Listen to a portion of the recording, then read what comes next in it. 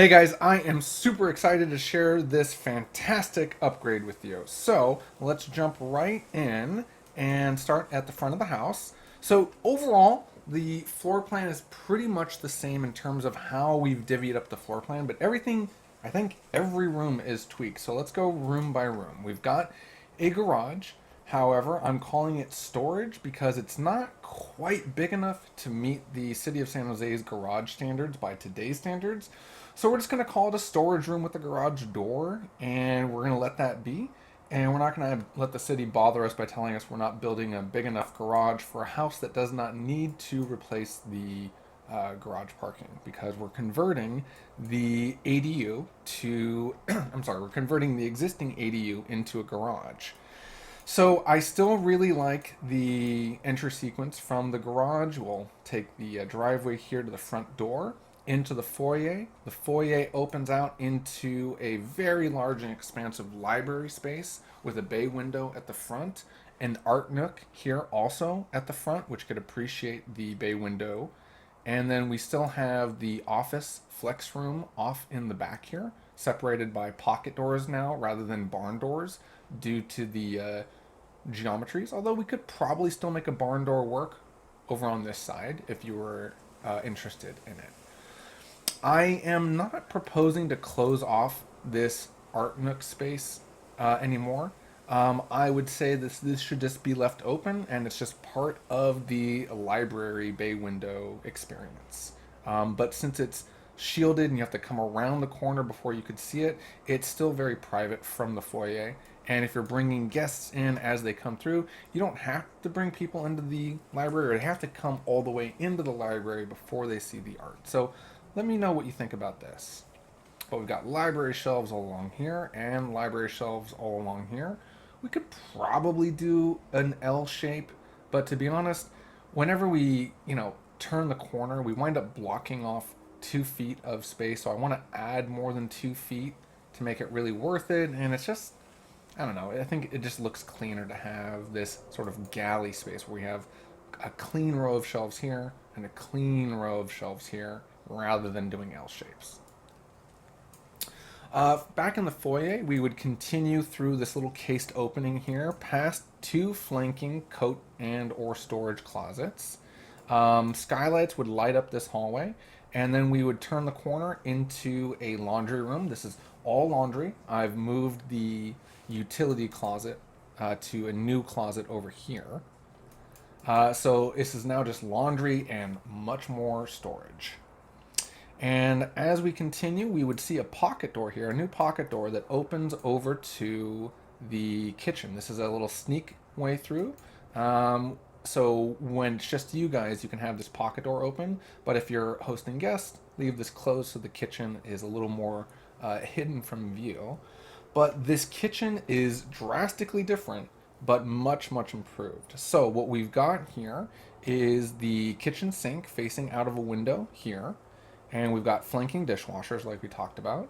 We have the range or cooktop right here, an oven and a refrigerator right here, upper cabinets, and then a huge uninterrupted island, and a huge pantry, and a breakfast nook as well.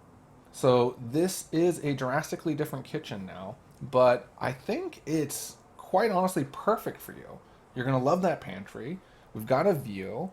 The island is huge and uninterrupted. So there's so much storage potential inside this island.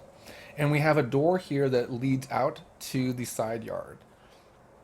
And like I mentioned, the utility closet here with the water heater and the water treatment would be accessed via a louvered door to the side yard. Past the kitchen, we've got the dining room and the family room. Now, I've tried to make the dining room feel a little bit like its own space by introducing these column elements, and I hope you'll like that. We don't have to have them, but I feel like doing this and maybe doing a cased opening and a beam between these columns, maybe that could make this space feel like its own dining space, separate from the family. And I'd like to hear your thoughts on that because also wouldn't mind just omitting these elements and just having the hall space just be a great room. But I get the sense that you guys like the idea of the dining room being a sort of more defined space.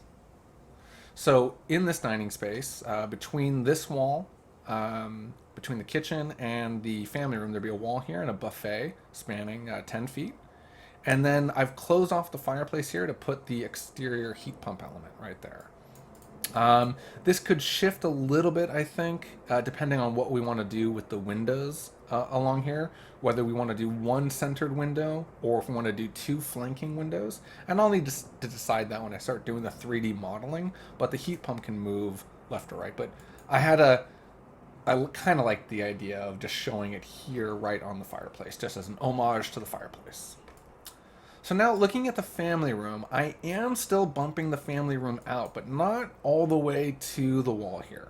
I'm showing you what I think would be sort of a minimal amount of bump out that would really satisfy me and make me feel like I've got enough room to put some sliding glass doors and enough room to put an additional chair here flanking the TV so that it feels like a larger area.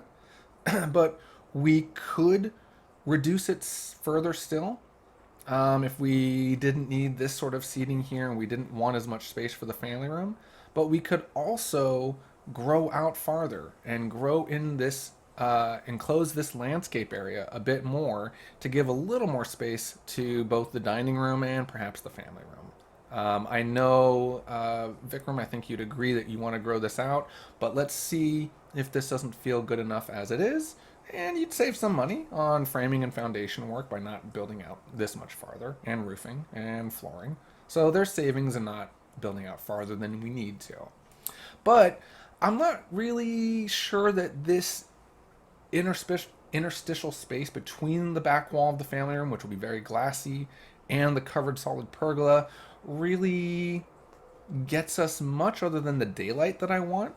Of course, I'd be happy to infill with some landscaping and some planters along here, but I think we could grow it a little bit more. I know you're just going to love this kitchen. I'm curious to hear your thoughts about how far this comes out. So now if we come back to the hallway, the skylight strewn hallway, we could continue down past the same powder in the bathroom that we saw before. And again, we're talking about putting really great continuous mechanical ventilation in both of these spaces and getting by with borrowing natural light from this skylight through some glass, frosted glass in the doors here. So these won't be dark spaces, nor will they be unventilated. If we must, we could perhaps put these skylights in these rooms directly and have them be operable skylights, like I'm showing here for the ADU bathroom. But I'd really rather just have them be fixed skylights here in the hallway, bringing light into the center of the house.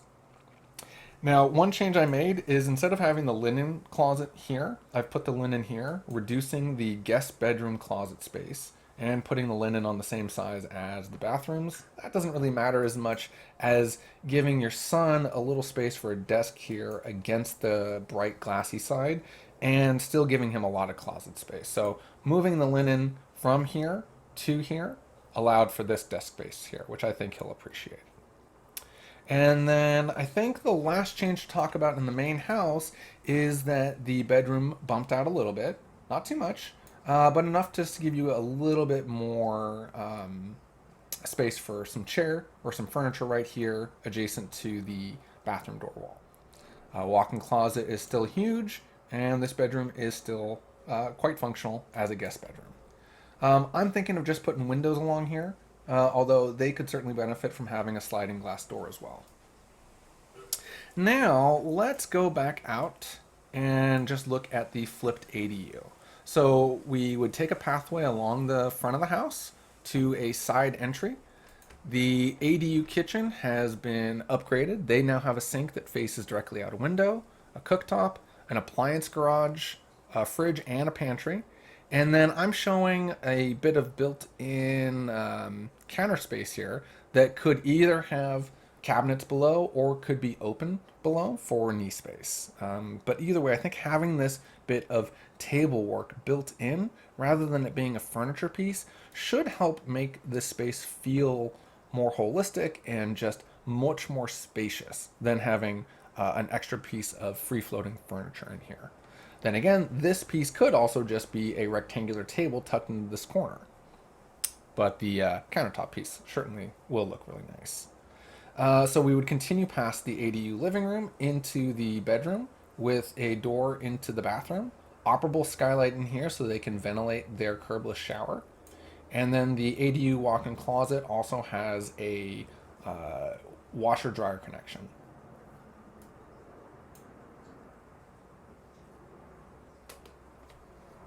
And it's not it doesn't bother me really that there's going to be a shorter bed wall here. We have to respect this setback. I don't think we need to build out along this wall here. I can make this work. I'm not concerned about this.